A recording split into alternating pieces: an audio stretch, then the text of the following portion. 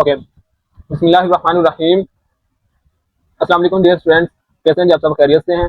सो अब हम next lecture देखते हैं। पिछले लेक्चर में हमने ओरल कैविटी और जो स्वेलिंग का और निगलने का एक प्रोसेस था उसको हमने पढ़ा था। आज हम देखेंगे कि बोलस मुंह से आगे होता हुआ कहाँ जाता है और इसके साथ क्या होता है। So let's start. आज का हमारा टॉपिक है फेरिंक्स और एसोफेगस।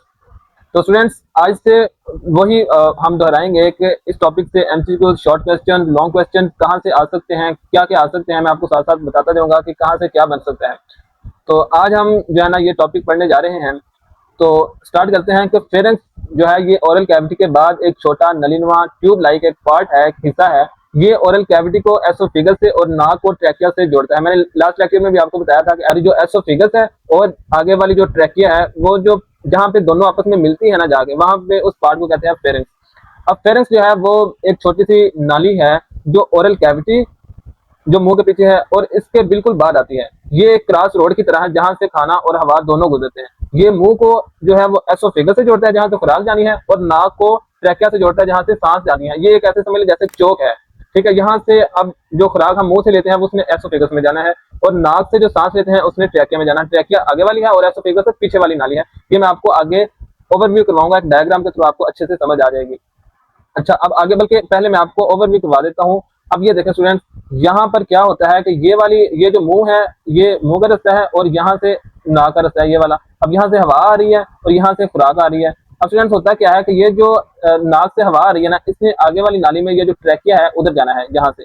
और ये जो मुंह से हमारा पास एक बोलस टाइप आ रहा था, इसने कहाँ जाना है? इसने इसी चौक से जो फेरिंक्स है उधर से क्रॉस करते हुए इसने पीछे वाली नाली जो कि हमारे पास एसोफेगस है, जो कि फूड पाइप है, इसने उधर जाना है। अब स्टूडेंट्स होता क्या है, अगर इसको मैं रिमूव कर लूं तो अब देखें ये वाला जो पार्ट है ना, ये जो एक एपिथेलियल की एक शीट है जिसे एपिग्लॉटिस कहते हैं। ये जो एक दरवाजा है जिसने सांस की नाली को तब बंद करना है जब हमारे पास फूड आ रही है, जब खुराक आ रही है। अब जैसे ही खुराक आनी है, ठीक है, यहाँ से मुंह से खुराक आएगी आएगी ये एपिग्लॉटिस जो है, ये ग्लाटस है जो सुराख है, जो जहाँ से हमारी जो हवा की नाली है स्टार्ट हो रही है, उसके ऊपर जो मतलब ये जो नाली का ऊपर वाला खुला हुआ हिस्सा है ना, इसको कहते हैं ग्लाटस, इसको कहते हैं ग्लाटस। और ये जो है ये है एपिग्लॉटिस, यानी कि एपी का मतलब उसको कवर करने वाला, ग्लाटस को कवर करने वाला कौन सा है जी? एपिग्लॉटिस। इसने ऐसे इसके ऊपर कवर हो जाना है ताकि अगली वाली नाली को बिल्कुल कवर कर दिया जाए और खुराक जो है ना वो सेफली पिछली वाली नाली जो कि एसोफेगस है, जो कि मेदे में जा रही है, उसमें सेफली खुराक हमारी चली जाए। अब ये आपको उम्मीद करता हूँ आपको समझ आ गया होगा। अब इसके बाद है ये देखिए, इसमें आपको मजीद जो है ना वो क्लैरिफाई हो जाएगा कि यहाँ से ये वाला बोलस येलो कलर का ये जा रहा है, ये हमारी जुबान और ये जुबान के ऊपर से ये वाला जो है ना ये बोलस है। बोलस ने पीछे जाना है, पीछे वाली नाली जो है ना ये है एसोफेगस की नाली, ये एसोफेगस है, ये एसोफेगस है। और स्टूडेंट जो आगे वाली नाली है ये है ट्रैकिया। अब होता क्या है, ये जो खुराक है इससे पीछे से जाना है और ये यहाँ से जो ऊपर से जो सांस आ रही है, हवा आ रही है, इसने आगे से इधर इस नाली में जाना है। और ये ग्लाटस है, ये वाला ये होल जो है ये ग्लाटस है, मतलब ये जो सुराख है जहाँ से ये नाली शुरू हो रही है ना, ये वाला है ग्लाटस। और इसके ऊपर ये जो शीट है ना, जो जो दरवाजा है ये है एपिग्लाटस। जैसे ही खुराक ने आना है, इस वाले दरवाजे ने जो कि खुला हुआ था हवा के लिए, इसने इसके ऊपर ऐसे कवर कर देना है ताकि ये वाली जो नाली है ये बंद हो जाए और जो पीछे वाली नाली है एसोफेगस वो ओपन ही रहती है और खुराक उसमें सेफली चली जाती है। तो स्टूडेंट्स ये था कॉन्सेप्ट। अब पढ़ते हैं हम और आपको हर चीज इंशाअल्लाह जो है ना वो क्लियर हो जाएगी। अब स्टूडेंट्स होता क्या है कि ये ओरल कैविटी के बाद एक छोटी नाली नमा ट्यूब लाइक जो है ना वो पार्ट है, कौन सा? फेरिंक्स। फेरिंक्स में आपको दिखाया ओरल कैविटी में शुरू होने वाला केमिकल डाइजेशन का अमल फेरिंक्स में भी जारी रहता है। अब इसका मतलब हुआ, इसका मतलब है कि मुंह के अंदर जो केमिकल डाइजेशन थी, केमिकल डाइजेशन किसके थ्रू हो रही थी? सलाइवरी अमाइलेज, जो कि स्टार्च को तोड़ रहा था। पिछले लेक्चर में हमने इसकी बात कर ली। अब ये शुरू हुआ था, वो फेरिंक्स में भी जो है वो जारी रहता है, ये आपकी बुक कह रही है। उसके बाद कह रहा है कि फेरिंक्स का एक अहम काम खुराक के जरात को फेफड़ों में जाने से रोकना भी है, फेरिंक्स का। अच्छा, ये काम एक लचकदार कार्टिलेज टिश्यू यानी एपिग्लॉटिस की मदद से किया जाता है। अब इसका मतलब जो मैंने वो आपको डायग्राम दिखा दी वही है, यानी कि एपिग्लॉटिस है जो कि क्या करता है, ग्लॉटिस को कवर करता है ताकि खुराक जो है वो हमारी जो सांस वाली नाली है, जो ट्रैकिया है, उसमें ना चली जाए। यानी कि फेरिंक्स का ये सबसे अहम काम भी है कि खाने को फेफड़ों में ना जाने दिया जाए। ये काम करता है एपिग्लॉटिस नामी एक स्ट्रक्चर जो मैंने आपको दिखा दिया। ये भी एक नरम हड्डी का या कार्टिलेज का बना हुआ टुकड़ा है जो ढक्कन की तरह काम करता है। तो बच्चों, कभी आपको खाते हुए हिचकी आई हो या खाना गलत रास्ते में चला गया, फॉर एग्जाम्पल अगर खाना आपका हवा वाली नाली में चला गया, फौरन आपको हिचकी आती है, फौरन आपको जो है ना वो खांसी आती है, ताकि वो जरात जो चले गए हैं वो भी दोबारा फेफड़ों में न चले जाए, कहीं जाकर वहां पे आपको तंग करें, वहीं से वो वापस अपने असल ट्रैक की तरफ लेके आया जाता है उनको। ये एपिग्लॉटिस का एक्शन था जिसने आपको बचा लिया, वरना खाना फेफड़ों में चला जाता तो मसला क्रिएट हो जाता। अब स्टूडेंट्स उसके बाद हम देख लेते हैं कि क्या होता है जब निगली गई खुराक फेरेंक्स से गुजरती है तो हवा की नाली यानी ट्रैकिया का ऊपरी हिस्सा एपिग्लॉटिस की जानब ऊपर की तरफ धकेल दिया जाता है। इस तरह हवा की नाली का सुराख यानी ग्लॉटिस बंद हो जाता है और निगली गई खुराक इसके ऊपर से गुजर जाती है। अब स्टूडेंट्स इसका क्या मतलब हुआ? इसका मतलब है कि जब हम खाना निगलते हैं तो एपिग्लॉटिस जो कि ऊपर वाला कवर था वो नीचे की तरफ झुकता है और ग्लॉटिस जो कि वो सुराख था उसको मैं आपको दिखा देता हूँ डायग्राम के थ्रू। ये रही आपकी डायग्राम। अब स्टूडेंट्स ये देखें, जैसे ही खुराक, मैंने पहले आपको कॉन्सेप्ट दे दिया, अब दोबारा से आपको रिवाइज करवा देता हूँ। जैसे ही खुराक आएगी तो क्या होगा, जब हम खाना निकलते हैं ना तो एपिग्लॉटिस नीचे की तरफ झुकता है। ये वाला जो एपिग्लॉटिस है ना, ये वाला, इसने नीचे की तरफ झुक जाना है ऐसे। इसने ये है ग्लॉटिस जो सुराख है नाली का, जहाँ से नाली खत्म हो रही है ना, जहाँ से सुराख है, इसको कहते हैं ग्लॉटिस। और एपिग्लॉटिस उसका एक पर्दा है। अब ये तो पहले उठा हुआ है ताकि सांस आ जा रही है। जैसे ही हमने खुराक खानी है तो खुराक इधर ना चली जाए, इस वजह से ये वाला जो हमारे पास एपिग्लॉटिस है, ये जो शीट है, ये कवर है, इसने ग्लॉटिस के ऊपर ऐसे इसको बंद कर देना है ताकि खुराक इसमें ना चली जाए। और इस तरह जो है ना ट्रैकिया में खुराक नहीं जाती बल्कि एसोफेगस में ही सेफली चली जाती है ये वाली नाली में। ठीक है स्टूडेंट, ये कॉन्सेप्ट। अब इसके बाद आगे हम पढ़ लेते हैं कि ये तो हो गया यहाँ तक। अब इसके बाद आ जाता है एसोफेगस। ये क्या है? ये एक लंबी नाली तकरीबन 25 सेंटीमीटर, ये के एमसीक्यूज है। ये जो इस तरह के फिगर होते हैं ना, ये बहुत इंपॉर्टेंट एमसीक्यूज होते हैं। इसको आपने अच्छे से हाईलाइट कर लेना है अपनी बुक में, तो जैसे ही पढ़ोगे आपको पता चल जाएगा। अच्छा, ये फेरेंक्स को अब ये देखिएगा। अब स्टूडेंट्स ये देखें कि ये है हमारे पास ट्रैकिया, ये वाला अगला पार्ट, और ये है एसोफेगस। अब खुराक इधर से जा रही है। अब आपकी बुक क्या कह रही है कि जब एसोफेगस जो है ना वो एक लंबी नाली है जो फेरेंक्स को जो है ना वो स्टमक के साथ जोड़ती है। मैं आपको वो पहले दिखा दूं।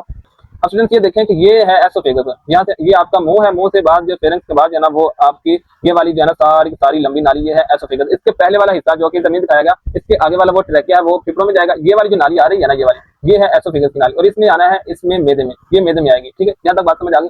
अब इसके बाद आपकी बुक कह रही है कि जब खुराक एसोफेगस में दाखिल होती है ना तो क्या होता है कि जब खुराक एसोफेगस में दाखिल होती है तो इसकी मस्कुलर दीवारों में लगातार सिकुड़ने की लहरें पैदा होती हैं, कॉन्ट्रैक्शन और रिलैक्सेशन। ये सिकुड़ने की लहरें खुराक को एसोफेगस के जरिए मैदे में लेके आती हैं। कौन सी लहरें पैदा होती हैं वो भी दिखाता हूँ आपको।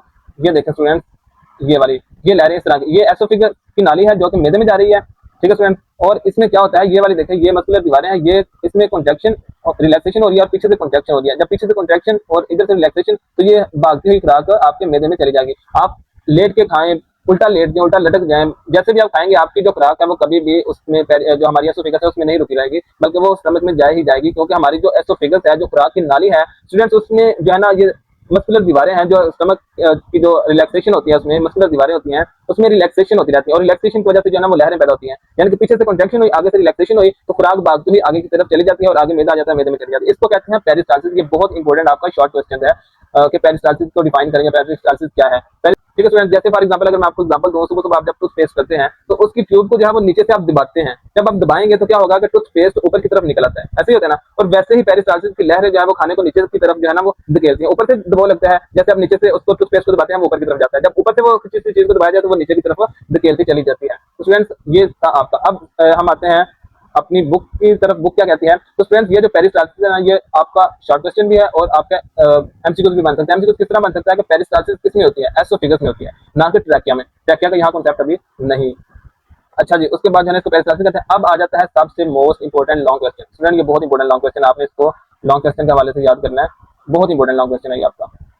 अच्छा जी, अब इसमें क्या होता है, पर ये जे शक्ल का ये एमसीक्यूज है। ये कौन सी शक्ल का? जे शक्ल का मैदा जो है वो अब्डोमिन, अब्डोमिन कहते हैं पेट में, यानी कि ये जे शक्ल का मैदा अब्डोमिन में यानी कि पेट के अंदर ऊपरी बाईं जानब डायाफ्राम के नीचे मौजूद होता है। ऊपरी बाएं जानब यानी कि ये हमारा जो है वो बाएं जानब यानी कि उल्टे हाथ में जो है ना वो इस साइड पर होता है। और कहाँ पर होता है? डायाफ्राम। ये आपकी जो है ना ये वाली डायाफ्राम जो आपके जहाँ पे फेफड़े खत्म हो रहे हैं यहाँ पर है डायाफ्राम, जो क्या करती है कि हमारे पास सांस लेने में मदद देने वाला एक ऑर्गन है, जो जहाँ से आपके फेफड़े खत्म हो रहे हैं ना वहाँ पे डायाफ्राम है। डायाफ्राम एक इस तरह करके है जो जब आप सांस लेते हैं तो ये नीचे की तरफ हो जाते हैं, फिर फोर्स लगाते हैं, यानी कि सांस लेने वाले जो अज़ा है उसमें ये मदद करता है। उसके नीचे ये मौजूद होता है, फेफड़ों के नीचे। ठीक है, और ये क्या करता है, ये मैदे का वो हिस्सा है जो एसोफेगस के फौरन बाद है। एसोफेगस है ये वाली, जहाँ से एसोफेगस खत्म होती है वहां से जो है ना वो मैदे का वो हिस्सा जो एसोफेगस के फौरन बाद है, कार्डियक हिस्सा कहलाता है। अब स्टूडेंट्स कार्डियक हिस्सा कौन सा है? अब ये देखें, मैं आपको डायग्राम के थ्रू ही समझाता हूँ ये वाला। अब स्टूडेंट्स यहाँ पर क्या होता है कि यहाँ से जैसे ही एसोफेगस खत्म होती है ना तो यहाँ पे एक दरवाजा समझ लें, ठीक है, जिसको स्फिंक्टर कहते हैं।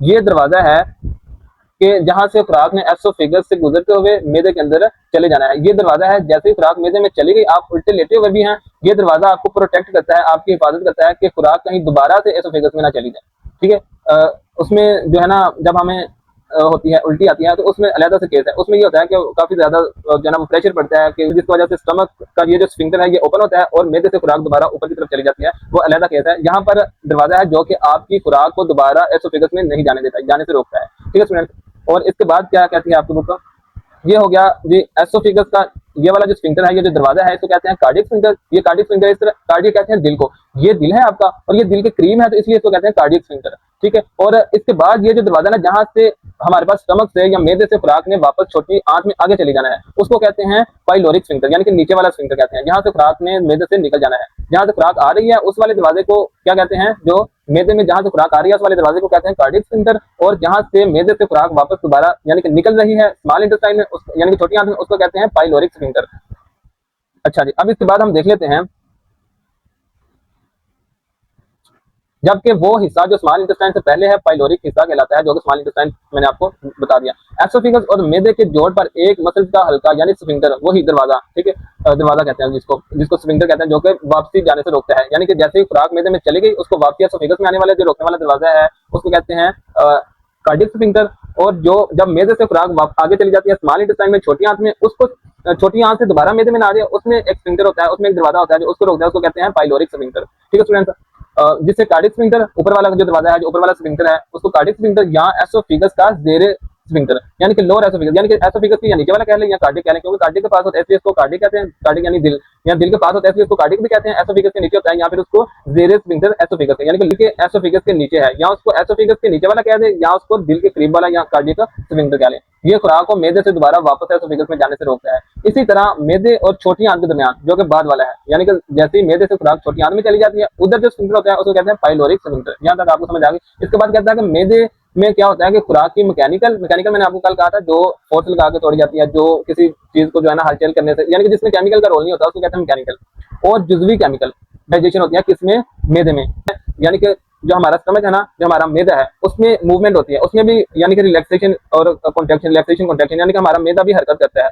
और हरकत करने की वजह से जो डाइजेशन होती है उसको कहते हैं मैकेनिकल। और जो यहाँ पे भी एंजाइम है, यहाँ पे भी HCl एसिड रिलीज होता है, आगे आपकी बुक में भी जिक्र किया हुआ है, और उसकी वजह से जो डाइजेशन होती है उसको कहते हैं केमिकल डाइजेशन।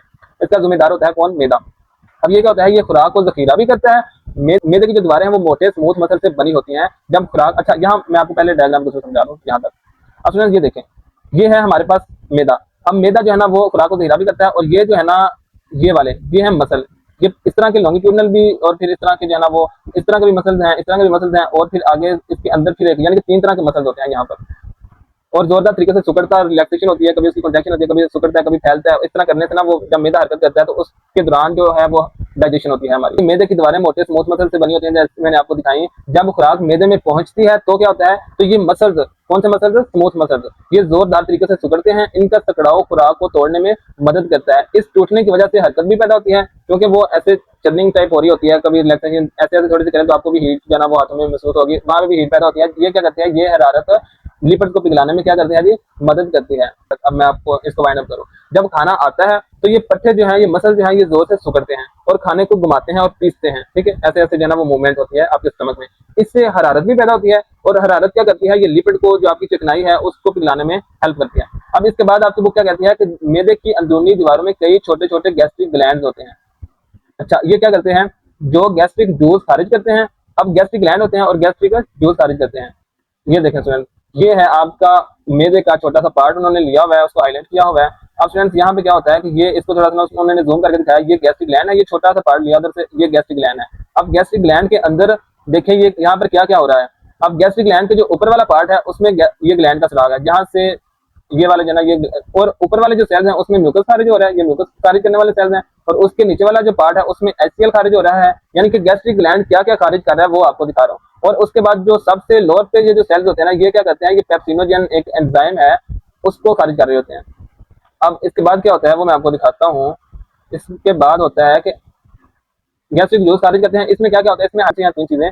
इसमें हाइड्रोक्लोरिक एसिड है, इसमें गैर फाल एंजाइम है, कौन सा, पेप्सिनोजेन, और इसमें म्यूकस शामिल है। म्यूकस क्या करता है, ये आपकी हिफाजती तय बनाता है, आगे मैं आपको दिखाऊंगा अभी। और पेप्सिनोजेन जो है ना वो ये गैर फाल है, अभी काम नहीं कर रहा। और हाइड्रोक्लोरिक एसिड ये जो एक तेजाब है जिसने डाइजेशन करनी है। अब क्या होता है कि अब हाइड्रोक्लोरिक एसिड पेप्सिनोजेन को एक फाल एंजाइम यानी पेप्सिन में तब्दील करता है।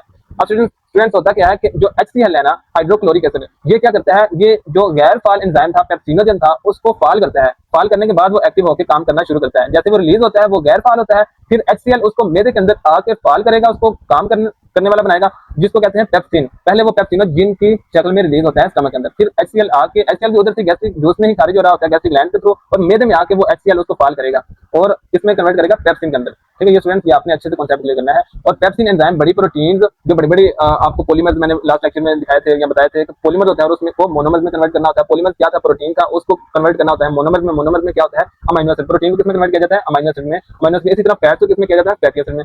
और अमीनो एसिड की छोटी जंजीरों में तोड़ता है जिन्हें पेप्टाइड्स कहते हैं।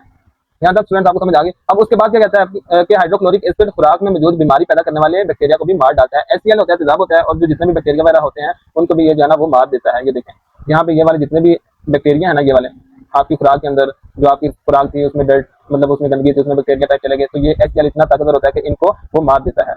अब उसके बाद हम बात कर लेते हैं आपकी क्या कहती है, म्यूकस मैदे की अंदरूनी दीवारों पर एक हिफाजती तय बनाता है। अब देखें ना, जो गैस्ट्रिक ग्लैंड उसमें तीन चीजें खारिज हो रही थी, कौन कौन सी थी, एक थी HCl हाइड्रोक्लोरिक एसिड जो कि तेजाब था, एक था पेप्सिनोजिन एंजाइम था जो कि अभी गैर फाल था, और एक था म्यूकस।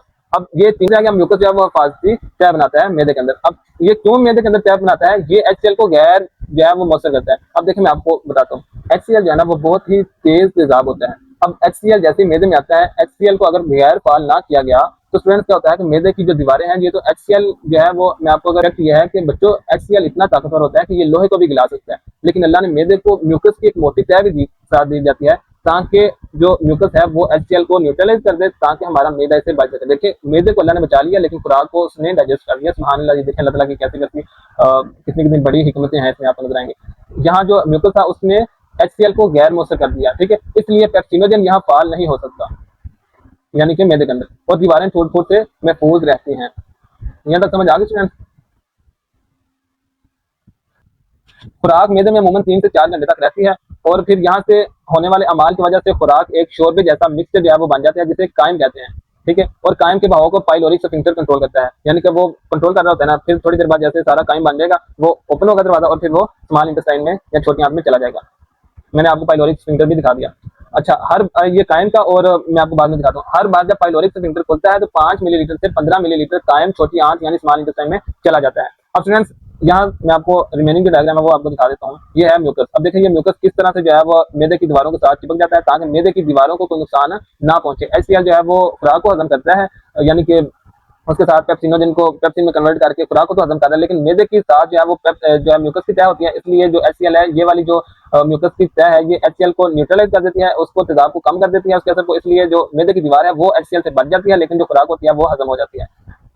अब इसके बाद ये देखें, अब इसके बाद ये बहुत ही इंपॉर्टेंट शॉर्ट क्वेश्चन बन सकते हैं। पहले आपने पढ़ा था कि बोलस क्या होता है, अब आपने पढ़ा कान क्या होता है, इनमें थोड़ा सा फर्क है। देखो स्टूडेंट्स, जो होता है ना बोलस, वो खुराक का चिबाया हुआ हिस्सा होता है। जैसे आप मुंह में खुराक को चिबाते हैं तो वो बोलस की शक्ल अख्तियार कर लेता है। वो एसोफेगस से होता है, मैदे में आता है, बोलस होता है, और जैसे ही वो फिर मैदे के अंदर आके उसमें रतूबतें खारिज हो रही है, उसमें HCl आ रहा है, उसमें जो है ना वो हमारे पास वो एंजाइम था वो उसको यानी कि मजीद उसको डाइजेस्ट करते हैं, और डाइजेस्ट करने के बाद वो एक गाढ़ा माया टाइप बन जाता है वो तो उसको कहते हैं काइम। अब ये जो काइम बन गया, अब काइम ने यहाँ से फिर निकल के छोटी आंत में चले जाना है, यानी कि जो आ रही थी खुराक बोलस टाइप थी वो जहाँ से निकल रही है वो एक शोरबे टाइप की शक्ल बन गई है, अब उसको कहते हैं काइम। ये बहुत इंपॉर्टेंट शॉर्ट क्वेश्चन है स्टूडेंट, आपने इसको बहुत अच्छे से इनमें फर्क। अच्छा स्टूडेंट, अब इसके बाद क्या होता है कि मैदे का हाइड्रोक्लोरिक एसिड इतना ताकतवर होता है कि ये दांत को भी हल कर सकता है, मैंने जैसे आपको बताया, लेकिन आपका मैदा म्यूकस की मोटी तय की वजह से महफूज रहता है। ये तय इसे अपने ही तेजाब से बचाती है। तो स्टूडेंट्स देखें कैसे कैसे अल्लाह ताला ने आपको प्रोटेक्ट किया हुआ है।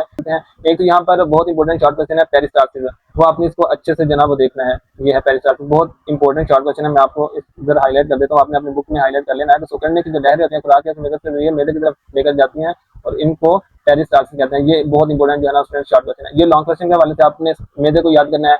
उसके बाद जो है ना यहाँ पर एक और शॉर्ट क्वेश्चन बन सकता है कि बोलस और काइम के दरमियान डिफरेंशिएट। बोलस आपने ऊपर पढ़ा और काइम ये, इनमें थोड़ा सा फर्क है। जैसे मैंने आपको बताया काइम और बोलस के दरमियान डिफरेंशिएट करना या फर्क बयान करना भी आ सकता है। और मैदे वाला जो क्वेश्चन है वो आपने लॉन्ग क्वेश्चन के हवाले से याद करना है। यहाँ तक कि रहते हैं। और फिर इंशाल्लाह अगली क्लास में हम देखेंगे कि काइम जो मैदे के अंदर बन चुका है और फिर रिलीज होने वाला है, फिर खारिज होने वाला है मैदे से, और फिर उसके बाद आगे आने वाली है स्मॉल इंटेस्टाइन, और फिर काइम जो है वो स्मॉल इंटेस्टाइन में चली जाती है और उधर जाके क्या करती है इसको हम देखेंगे अगले लेक्चर में। यहाँ तक इतना ही। अगर कोई भी क्वेश्चन हो आपका वो कमेंट सेक्शन में आप पूछ सकते हैं, मैं इंशाल्लाह पूरी कोशिश करूंगा आपको रिस्पॉन्स देने की। मिलते हैं इंशाल्लाह नेक्स्ट वीडियो में। अब तक के लिए इतना ही। अपना ख्याल रखिएगा, अपने प्यारों का ख्याल रखिएगा। ओके, अल्लाह हाफिज़। अपना चैनल को लाजमी सब्सक्राइब भी करिएगा और साथ दोस्तों से शेयर भी करिएगा। इस नॉलेज को जितना आप स्प्रेड कर सकते हैं उतना स्प्रेड करें। अल्लाह ताला हमें सबको जो है वो कामयाब करें। आमीन। अल्लाह हाफिज़।